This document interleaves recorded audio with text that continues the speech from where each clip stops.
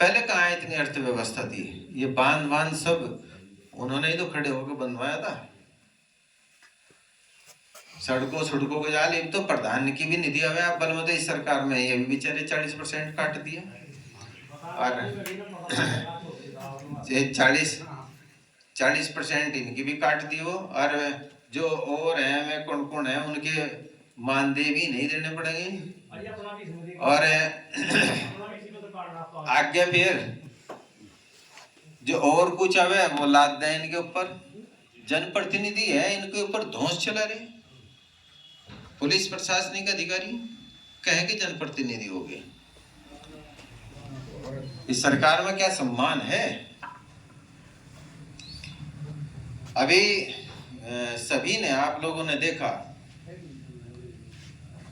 कि राष्ट्रीय अध्यक्ष माननीय अखिलेश यादव जी ने मेरे से संडे में बातचीत हुई फोन पर रात को। मैंने कहा कि मैं कल, उन्होंने कहा कि मैं कल आ रहा हूँ। बैठ जाएंगे, मैं बैठ जाएंगे। वह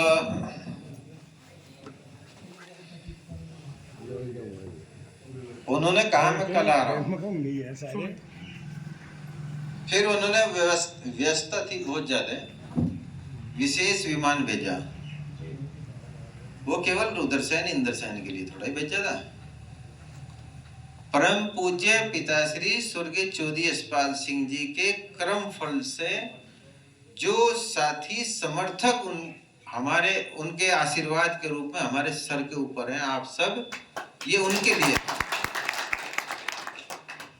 और मैं उन सबको ये समर्पित करता हूँ।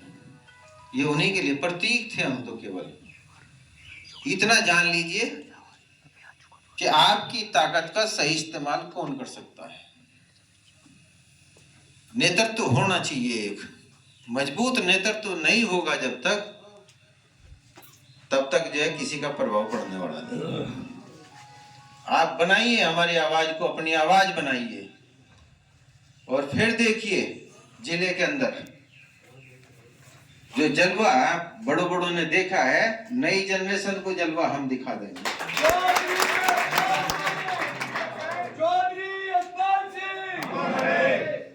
किसी के बल पर राजनीति नहीं करते, न डर के राजनीति हमारे संस्कारों में है, और न डर के राजनीति हम करेंगे।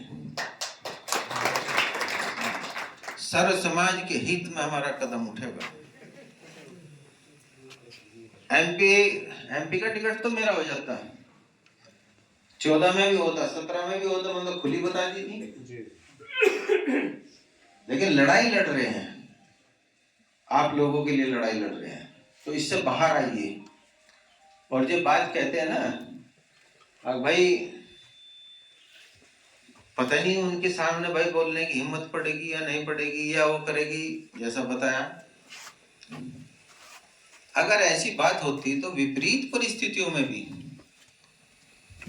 हमारे साथ, हमारे सर के ऊपर हाथ और हमारे साथ चलने वाले कदम इतने नहीं होते।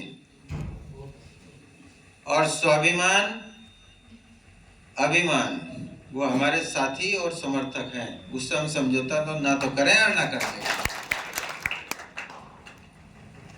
तो सम्मानित बुजुर्गों, भाइयों, नौजवानों, आप विश्वास भरोसा रखिए। आपने देख भी लिया, इतिहास दोहराया गया, और उस सम्मान को फिर भी आप दरकिनार कर दें। ये प्रत्याशी इकरा हसन नहीं है, ये कोई नहीं है। ये तो आपकी यार हमारी आवाज मिलके माननीय अखिलेश यादव जी के हाथों को मजबूत करेंगे, तो सम्मान और भी ज्यादा बढ़ेगा। और जो दूसरे दल हैं, ये जनप्रतिनिधि है, इनकी आंख भी तभी खुलेगी। झटका देना भी बहुत जरूरी है। औलाद अगर काबू से बाहर हो तो औलाद के लिए भी तो झटका देना पड़े, नहीं पड़े? बुद्धि भी आवेगी। तो भाई इस तरीके के निर्णय भी लेने पड़े हैं। लेकिन अभी तक तो हम तो बने ही नहीं, ये तो हवा में बनते आ रहे। लेकिन आपके दिलों में हमारे लिए जो जगह है उससे बड़ा पद हमारे लिए है नहीं। तो मैं उम्मीद करता हूं कि आप लोग मत देखिए प्रत्याशी कौन है। प्रत्याशियों के इनके इतिहास में जाओगे तो कोई है ढंग का तो नजर ही नहीं आ रहा, ना इधर आ रहा ना उधर आ रहा, कहीं भी नहीं आ रहा।